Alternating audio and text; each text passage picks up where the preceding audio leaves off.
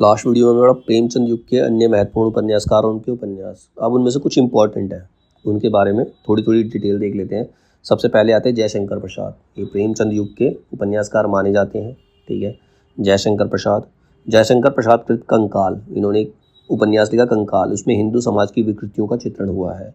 साथ ही प्रचलित तीर्थ स्थानों के मिथ्या आडंबरों एवं दुराचारों का यथार्थ चित्रण हुआ, मतलब जितने भी तीर्थ स्थान है जिनके बारे में झूठी झूठी बातें फैली हुई है। ठीक है, और वहाँ पर क्या क्या दुराचार होते हैं उनकी सच्चाई इसके अंदर कंकाल के अंदर इन्होंने दिखाई है जयशंकर प्रसाद ने। ठीक है, दूसरा उपन्यास लिखा था तितली।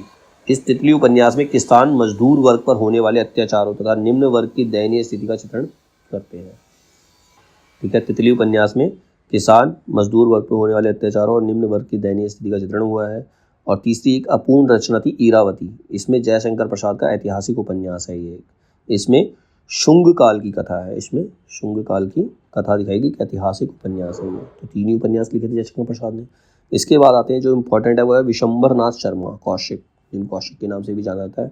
विशंबर नाथ शर्मा कौशिक कृत माँ उपन्यास, उन्होंने उपन्यास लिखा माँ। उसमें आदर्श माँ के स्वरूप तथा वास्तविक माँ एवं गोद लेने वाली माँ के मध्य अंतर चित्रित किया गया, जो वास्तविक रियल मॉम होती है और एक जो गोद लेती है, उन दोनों के बीच में क्या क्या डिफरेंस होते हैं, उनकी भावनाओं में क्या चेंजेस होते हैं, उसके बारे में उन्होंने बताया है। इसमें दिखाया गया है कि माँ के त्याग, स्नेह और विवेकपूर्ण देखरेख पर ही बालक का सर्वांगीण विकास निर्भर करता है। अंत में दुष्चरित पात्रों के जीवन में सकारात्मक परिवर्तन लाकर सच्चरित पात्रों को सुखी दिखाकर लेखक ने अपने सुधारवादी दृष्टिकोण का परिचय दिया है।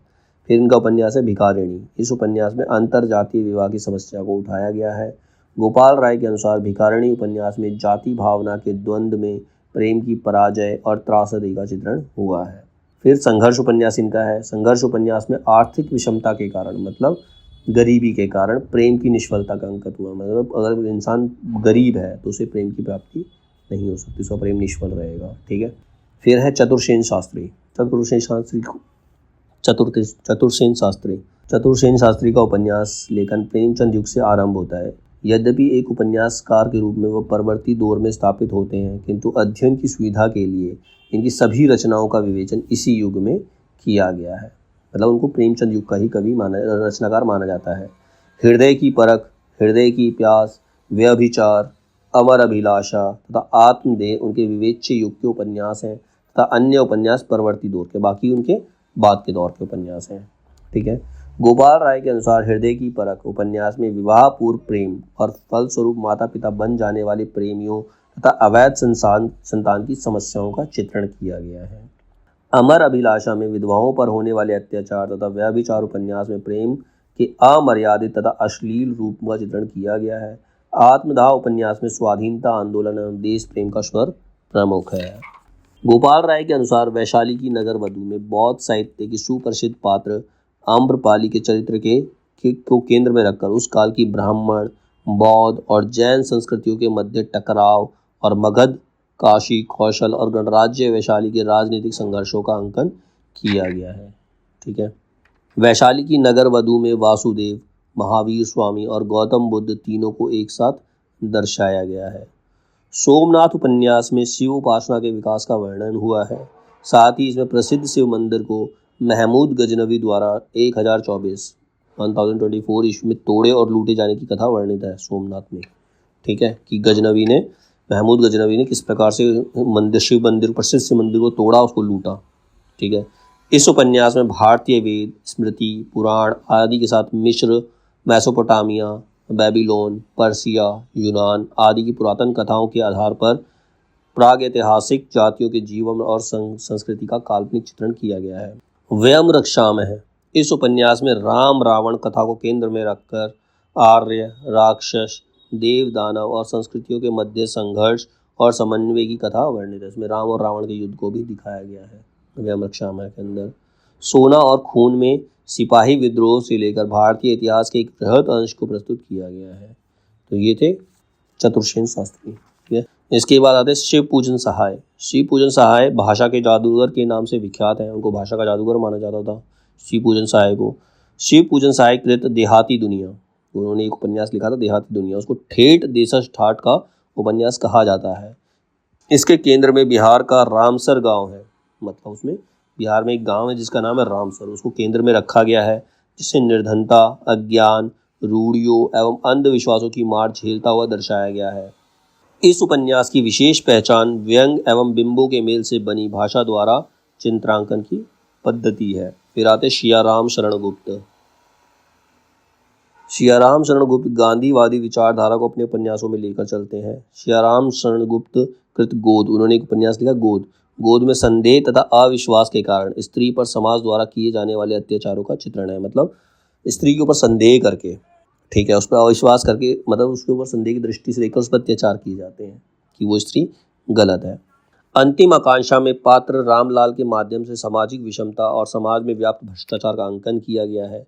नारी उपन्यास सियाराम शरण गुप्त का सर्वश्रेष्ठ उपन्यास माना जाता है। इसमें तत्कालीन भारतीय स्त्री की असहायता और विवशता का चित्रण हुआ है। फिर आते हैं एक और इम्पॉर्टेंट रचनाकार है सूर्यकांत त्रिपाठी निराला। सूर्यकांत त्रिपाठी निराला कृत अप्सरा, उन्होंने एक उपन्यास लिखा अप्सरा। उसमें एक अभिजात कुलीन युवक का एक वैश्य की पुत्री के साथ प्रेम संबंध तथा उनके विवाह का चित्रण हुआ है। मतलब एक अच्छा घर का युवक जो है वो वैश्य की पुत्री के प्रेम में पड़ जाता है और उससे विवाह करता है, उसी को दर्शाया गया है। अलका उपन्यास में निराला ने अवध क्षेत्र के किसानों की अभावग्रस्त और दयनीय स्थितियों का चित्रण किया है।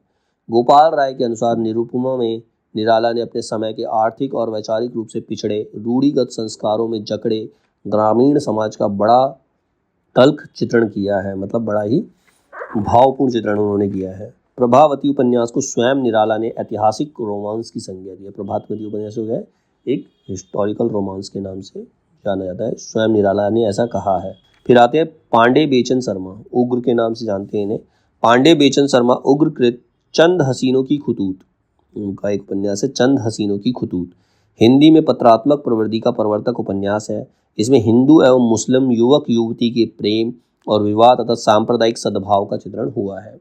दिल्ली का दलाल, दिल्ली का दलाल उपन्यास में कन्याओं और युवतियों की खरीद फरोख्त करने वाली संस्थाओं के कार्यों को उजागर किया है। बुधुआ की बेटी उपन्यास का दूसरा संस्करण मनुष्यानंद शीर्षक से 1955 ईस्वी में प्रकाशित हुआ। इसमें अछूतोद्धार की समस्या केंद्र में, मतलब अछूतों का उद्धार करना, ठीक है। शराबी उपन्यास में वैश्याओं के जीवन, शराब घरों के यथार्थ का अंकन हुआ है। फिर है सरकार तुम्हारी आंखों में, उपन्यास में सामंती जीवन की विलास प्रियता और राज्य द्वारा विलास की वस्तुओं पर किए गए अपव्यय का चित्रण है। जी में हिंदू समाज की स्त्रियों के शोषण एवं पीड़ा का अंकन हुआ है। घंटा उपन्यास को आलोचकों द्वारा फैंटेसी कहा है, एक कल्पना है, ठीक है। पांडे बेचन शर्मा उग्र के उपन्यासों को बनारसी दास चतुर्वेदी ने घासलेटी साहित्य कहा है कि ये घासलेटी साहित्य, इनका पूरा उपन्यास जो है। जोला को प्रकृतिवादी उपन्यास का जनक माना जाता है, ये कुछ इंपॉर्टेंट है। जोला को प्रकृतिवादी, मतलब जो नेचर से रिलेटेड उपन्यास है उसका जनक माना जाता है, पिता माना जाता है।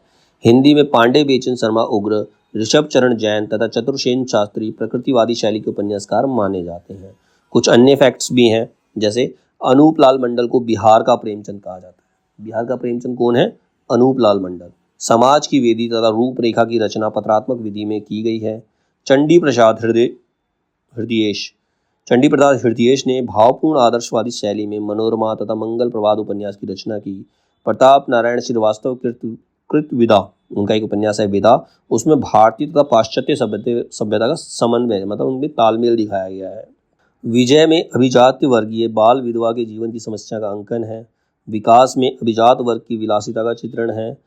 आदित्य प्रसन्न राय ने उपन्यास मुन्नी की डायरी से हिंदी उपन्यास में डायरी प्रवृत्ति का आरंभ माना है। तो ये था प्रेमचंद युग के उपन्यासकार और उनके उपन्यासों के बारे में। इसके बाद हम पढ़ेंगे प्रेमचंदोत्तर युग, प्रेमचंद के बाद की युग के उपन्यासकारों के बारे में।